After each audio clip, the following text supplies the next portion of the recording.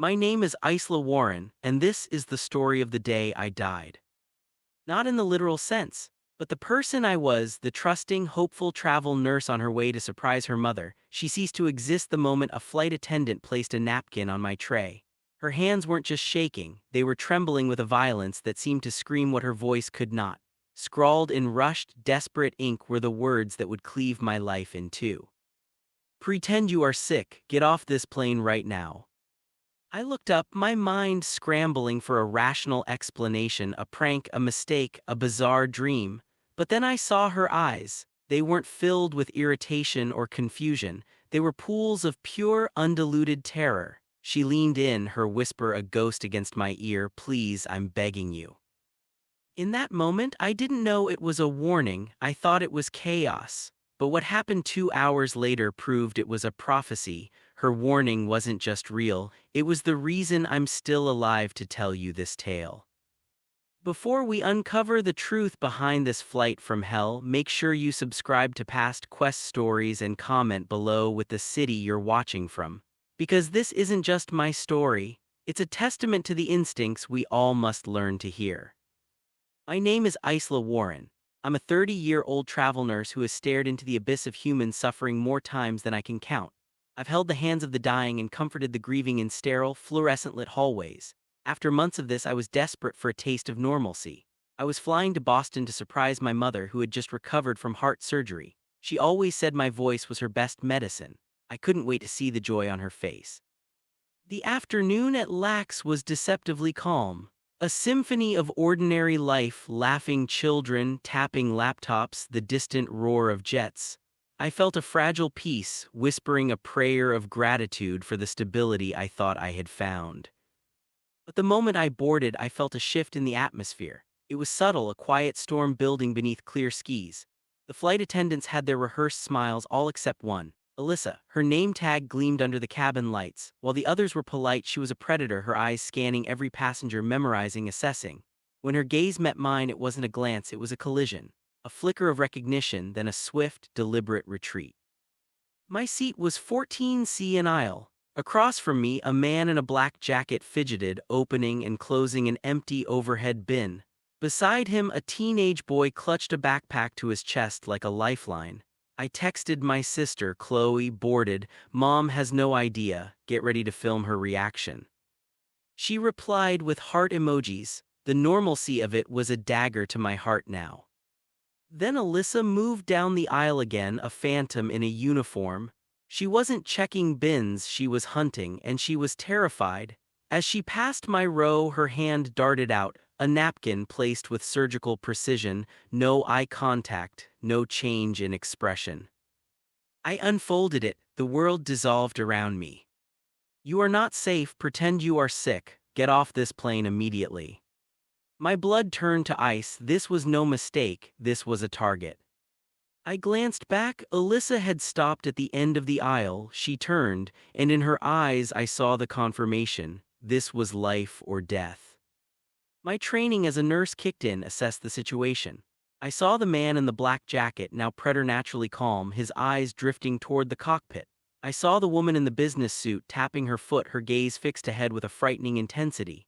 And then I saw it, the overhead bins in first class sealed shut with yellow zip ties, a sight I'd only ever seen in security briefings.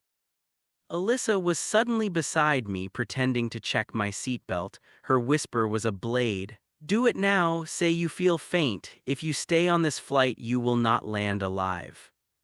The plane's engines whined, thrusting us toward the runway. This was my last chance, my last breath of a normal life. I looked at my phone, at my sister's last message. With trembling fingers, I typed my final words to her, "Something's wrong, pray for me." I hit send as the plane began its takeoff roll. A wave of dizziness, real soul-crushing fear washed over me. I made my choice. I unbuckled my seatbelt and stood. The man in the black jacket turned his head, his cold, predatory eyes locking onto me. In that exact moment, Alyssa was there, her hand on my arm, not to steady but to claim. "Follow me," she commanded, her voice low, "if you want to live."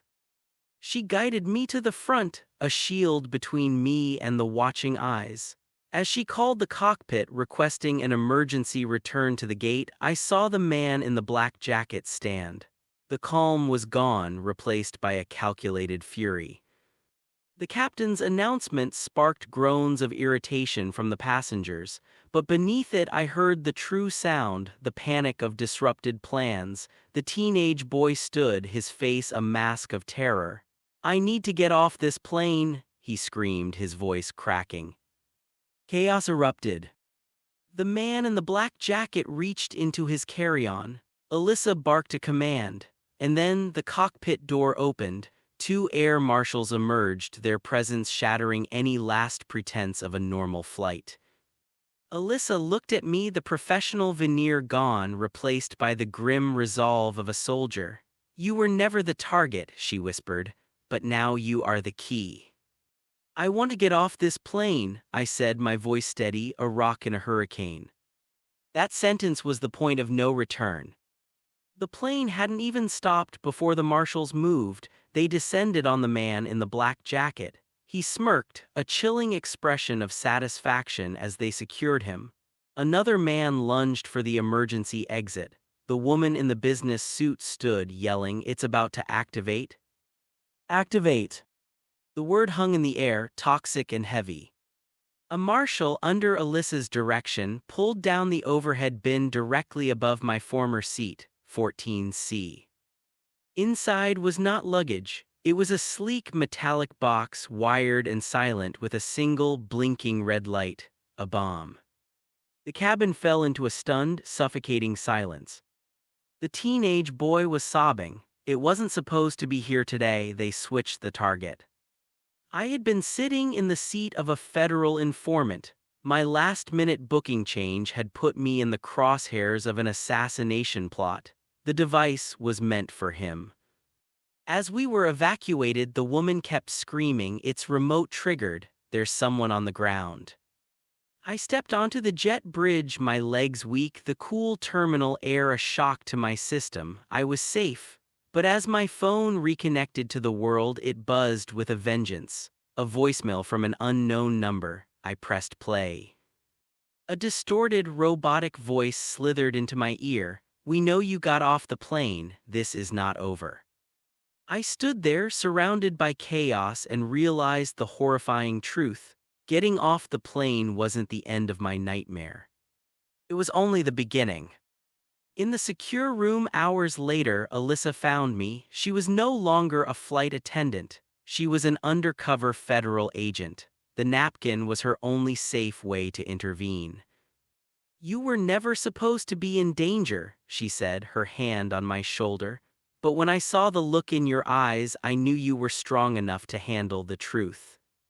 I survived because a stranger risked everything on a gut feeling. I survived because I listened to a whisper in a world of noise.